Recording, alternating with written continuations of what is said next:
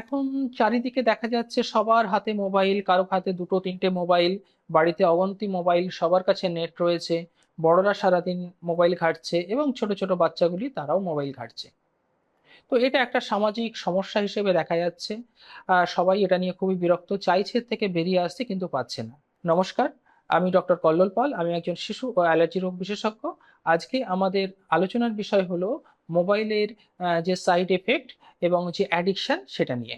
প্রথমেই আমাদের দেখতে হবে বাবা মার কি জানা দরকার যে মোবাইলের যে সাইড এফেক্ট বা যে তার যে সমস্যাগুলো সেগুলো কি কি হতে পারে। ডাব্লিউএইচও বা ওয়ার্ল্ড হেলথ অর্গানাইজেশন বলেছে যে মোবাইল গেমিং মানে বিভিন্ন রকম খেলা যেগুলো মোবাইলে হয়ে থাকে সেটা কিন্তু এখন একটা নতুন জেনারেশনের একটা অসুখ হিসেবে দেখা গেছে। ডাব্লিউএইচও যখন এইরকম একটি কথা বলছে তখন আমাদের কিন্তু সেটা অবশ্যই গুরুত্ব দিয়ে ভাবতে হবে। এখন আমরা আসছি কি কি সমস্যা হতে পারে প্রচুর পরিমাণে মোবাইল বা স্ক্রিন দেখার জন্য।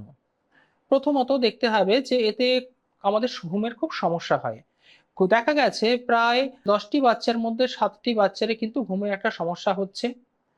তার কারণ হিসেবে দেখা যায় যে যখন মোবাইল চলছে কিংবা ধরুন যে কখন গেম খেলছে তার কিছু রেডিয়েশন আছে যে আমাদের স্লিপের যে নরমাল প্রসেস সেটাকে সে প্রবলেম করছে রেডিয়েশনের জন্য। তারপরে হচ্ছে কি যে কন্টিনিউয়াস যে কিছু একটা চলছে, লাইট বাড়ছে, কমছে, সাউন্ড হচ্ছে, তাদের জন্য আমাদের মনটাও কিন্তু অনেকটা সবসময় ফ্ল্যাকচুয়েট করছে। তো একটা ঘুমের আগে যে কিছুক্ষণ একটা পিসফুল মাইন্ড দরকার সেটা কিন্তু আমরা পাচ্ছি না। তাই দেখা যাচ্ছে ঘুমে কিন্তু খুব অসুবিধে হচ্ছে। অনেক সময় এটাও দেখা যাচ্ছে কেউ হয়তো ঘুমাচ্ছে, ঘুম থেকে উঠে আবার সে চেক করে নিচ্ছে কোনো তার নোটিফিকেশন এলো কিনা। এরপর আসছে পড়াশোনায় প্রবলেম। এখন দেখুন চারিদিকে তো চাকরি বাকরি কিংবা পড়াশোনায় খুব কম্পিটিশন বাড়ছে। সেই রকম একটি সময় এই মোবাইলের অ্যাডিকশন সেটাকে আরো বেশি অ্যাগ্রাভেট করছে। দেখা যাচ্ছে যে একটা মানুষের যতক্ষণ কনসেন্ট্রেশন বা মনোযোগ দিয়ে পড়ার কথা সেটা যেভাবে হওয়া উচিত ছিল, এই মোবাইলটা পাশে থাকলে তাকে কিন্তু কন্টিনিউয়াসলি ডিস্ট্রাক্ট করছে। তো সে আগে যদি দেখা যেত টানা ০.৫ ঘন্টা পড়তে পারছে, এখন কিন্তু ২-৩ মিনিটের বেশি পড়তে পারছে না। কিছু একটা হলো সে নোটিফিকেশন দেখছে, সে মোবাইলটা ঘুরছে, করে সেদিকে তার মনটা চলে যাচ্ছে। তার পড়া থেকে সে পুরো দূরে গেল। আবার কখন তার ইচ্ছে হলো পড়তে সেটা কিন্তু বোঝা যাচ্ছে না। এবং সে যখন ফিরল তখন কিন্তু সে যে মনটা দিয়ে পড়ছিল তার সঙ্গে আগের যে ছিল মনের অবস্থা সেটা কিন্তু ম্যাচ করছে না। তাই সেটা লিঙ্কও হচ্ছে না। তার পড়াশোনাও কিন্তু খুব প্রচন্ড পরিমাণে ক্ষতিগ্রস্ত হচ্ছে। এছাড়া আছে বেশ কিছু সোশ্যাল মিডিয়ার প্রবলেম। আমি সোশ্যাল মিডিয়া গুলোর কোনটাই নাম বলছি না। কিছু প্রবলেম থাকতে পারে এক্ষেত্রে আপনারা নিজেরাই দেখে নিন। আপনারা জানেন সেগুলো অ্যাকচুয়ালি। তো দেখা যাচ্ছে এখানে অনেক ভার্চুয়াল ফ্রেন্ড মানে ধরুন যে যাকে আমি কোনোদিন দেখিনি, তাকে চিনি না, তাকে চেনা দেখার কোনো সম্ভাবনাও নেই। তো তাদের সঙ্গে কিন্তু আমাদের সখ্যতা অনেক গড়ে উঠছে। অথচ আমার বাড়িতে অন্য কোনো মানুষ যে আছে, আমার পাড়ায় যে ছেলেটি আছে, আমার স্কুলে যে বাচ্চাটি আছে, তার সঙ্গে কিন্তু আমার বাচ্চার কোনো রকম কোনো ইন্টারাকশন হচ্ছে না। তো তার কি একটা অসুবিধা এখানে হচ্ছে, সে একটা সবসময় ভার্চুয়াল ওয়ার্ল্ডে ঘুরছে। তার জীবনের যাবতীয় ভালো মন্দ সে কিন্তু বাইরে ওই সোশ্যাল মিডিয়াতে শেয়ার করছে। তার যদি কোনো কখনো সমস্যা হয় সে কিন্তু আমাদের বাড়িতে কখনো আলোচনা করছে না। সে তার স্কুলে জানাচ্ছে না কিংবা সে তার যে সত্যিকারের মানে একটা মানুষ বন্ধু যে তার সঙ্গে যে আলোচনা করার কথা, তার সঙ্গে যে ফিলিংটা শেয়ার করা সেটা কিন্তু সে করতে পারছে না। এর জন্য হচ্ছে কি তার সমস্যা কোথাও বেড়েই চলেছে, বেড়েই চলেছে। তার কিন্তু কোনো সদুত্তর পাওয়া যাচ্ছে না কিভাবে সেটা সমাধান করা যাবে। আরেকটি অসুবিধে হলো কন্টিনিউয়াসলি এই যে মোবাইল ঘাঁটা, সে সোশ্যাল মিডিয়া হোক কিংবা ভিডিওগুলো দেখা হোক, সেখানে পরপর বিভিন্ন রকম অ্যাডভার্টাইজমেন্ট গুলো আসতে পারে। তো সেগুলোতে দেখা যাচ্ছে যে আমাদের বড়দের এবং বাচ্চাদের মধ্যেও কিছু জিনিস কেনার একটা প্রবণতা। সে তার হয়তো দরকার নেই। সে যখন দেখছে যে না ওখানে একটা ভালো খেলনা রয়েছে, ওই খাবারটা রয়েছে যেটা হয়তো তার পক্ষে সুইটেবল নয়, তাও কিন্তু সে সেটা চাইছে। এবং যতক্ষণ না দেওয়া হচ্ছে সে একগুঁয়েমি করছে এবং সেটা যখন সে পাচ্ছে সেটার উপর যে প্রচুর ভালোবাসা থাকছে তাও নয়। সে সেটা থেকে শিফট করে আবার নতুন কিছু চাইছে।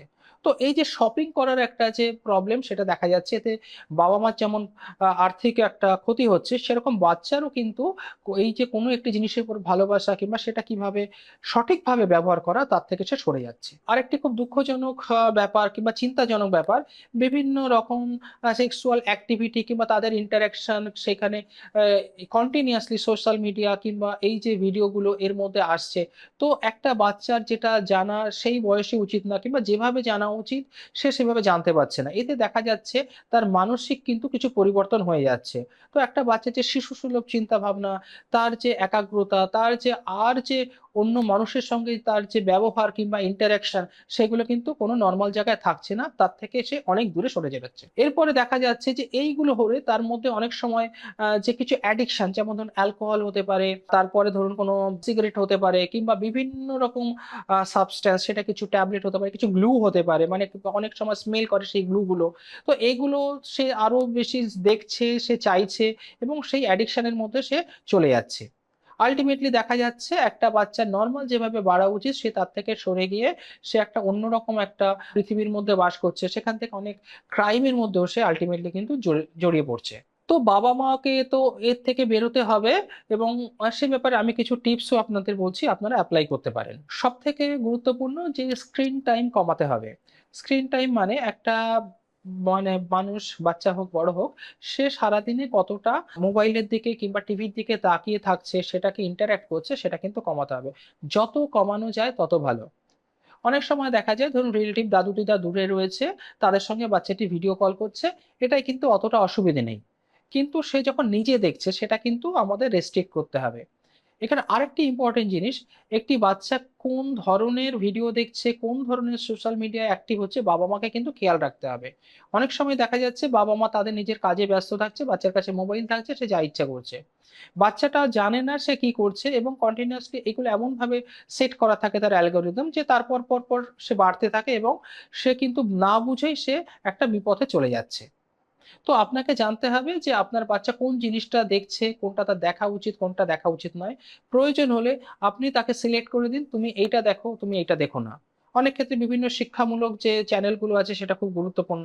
অনেক সময় দেখা যায় যে মানে ক্লাস 12 পর্যন্ত তাদের বাড়িতে একটা ট্যাব কিংবা মোবাইল দেয়া হচ্ছে। তো সেটা তো আমরা এভয়েড করতে পারব না। সেটা সে পড়াশোনার কাজে যেরকম ইউজ করছে করুক, এবং পড়াশোনার বাইরে যদি কিছু মনে হচ্ছে তাকে করতে হচ্ছে, তাহলে অবশ্যই কিন্তু আপনি সেটাকে সেট করে দেবেন যে এটা তুমি করতে পারো, এটা তুমি করো না। আপনি সবসময় চেষ্টা করবেন তাকে একটা ভালো কোনো উদাহরণ দেখাতে। যেমন ধরুন আপনি নিজে কিংবা আপনার বাড়ির লোক তারা মোবাইলটা ব্যবহার কম করুন। তাকে তখন আপনি বলতে পারবেন, দেখো আমরা কিন্তু এটা করছি না, তো তুমি কিন্তু এটা করো।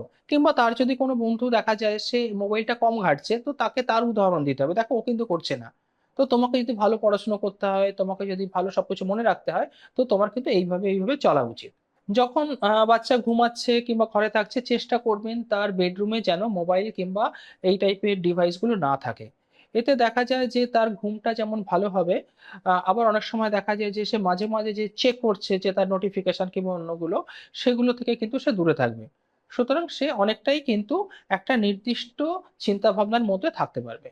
তো বাচ্চাকে যদি আমি মোবাইল কিংবা স্ক্রিন থেকে দূরে রাখি, তাকে তো তার অল্টারনেটিভও কিছু একটা দিতে হবে। তো কি করতে পারি এর জন্য?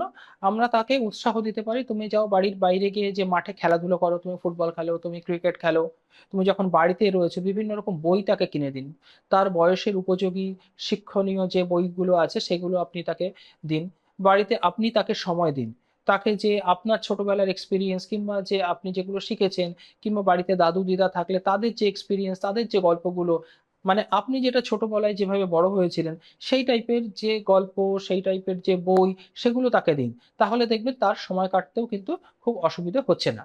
আরেকটি খুব গুরুত্বপূর্ণ ব্যাপার, অনেক সময় দেখা যাচ্ছে যে বাচ্চা যখন খাচ্ছে না, তাকে একটা সামনে মোবাইল দিয়ে দেওয়া হচ্ছে, সে মোবাইলের দিকে তাকিয়ে আছে, এবং বাবা মা যা দিচ্ছে সে খেয়ে যাচ্ছে।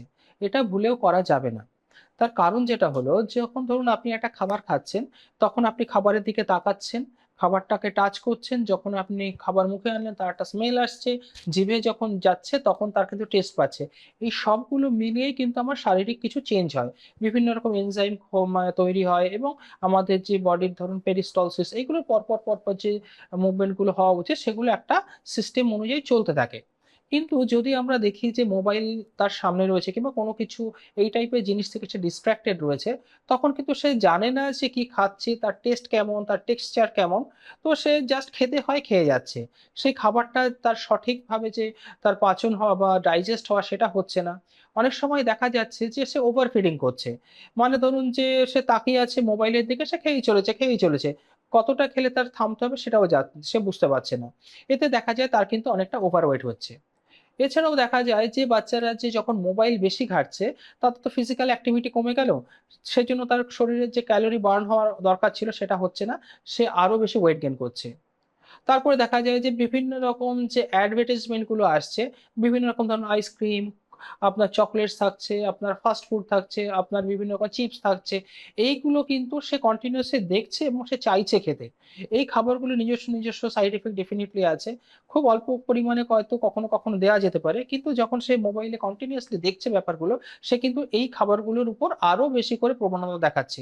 সে নরমাল যে ভাত, রুটি, যে বাড়ির অন্যান্য খাবার সেগুলো এভয়েড করছে এবং এগুলো খাচ্ছে। তো এই খাবারগুলোর জন্য যে ওজন বেড়ে যাওয়া, এবং এই খাবারগুলোর মধ্যে বেশিরভাগ ক্ষেত্রেই দেখা যায় কোনো ভিটামিন কিংবা মিনারেলস এগুলো থাকে না। তো সেইগুলোর তার ঘাটতি দেখা যাচ্ছে। তো এইগুলো থেকেও কিন্তু সে দূরে থাকবে যদি আপনি তাকে খাবারের সময় কিংবা এমনিও মোবাইল থেকে দূরে রাখেন। ভিডিওটি এতক্ষণ দেখার জন্য ধন্যবাদ। যদি আপনাদের আরো কিছু প্রশ্ন থাকে অবশ্যই আপনারা আমাদের জানাতে পারেন। আমরা চেষ্টা করব তার যথাযথ উত্তর দেওয়ার। ধন্যবাদ।